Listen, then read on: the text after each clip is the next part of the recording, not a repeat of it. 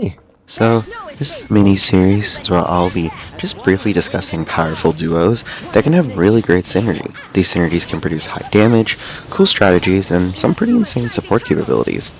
The duo that I'll be discussing today is a pair that has been talked about so many times and still stands to be used in so many teams, making them two of the most used characters in the entire game ever since their release, and despite them being 4 stars.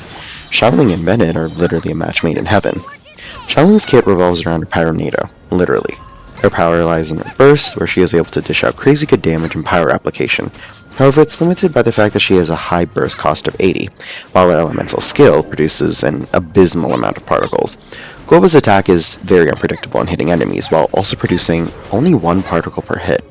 Additionally, nothing in her base kit at C0 or any of her constellations provide energy generation or refunding. And while a well-built artifact set like Emblem of Severed Fate, or a Crimson Witch set with the proper ER substats and the proper polearm can help out with this, the inner generation is the main issue, because it doesn't really matter if you have like a crazy amount of ER, but little to no energy generated at all. And see, this is where Bennett comes in. His elemental skill is a quick slash or a series of dynamic strikes of higher damage, depending on how you use it. Typically, you almost always go for a quick slash and never use the latter. It has a short cooldown and is quite spammable in numerous rotations. His skill can generate either 2 to 3 particles and can very easily generate enough energy for any energy-hungry pyro character. Additionally, his elemental burst is able to give a massive attack boost to any active character standing on it, allowing their damage to skyrocket. This is where the concept of snapshotting comes in. The mechanic where someone can retain the buff they receive at a certain point in time for the entirety of their attack's duration.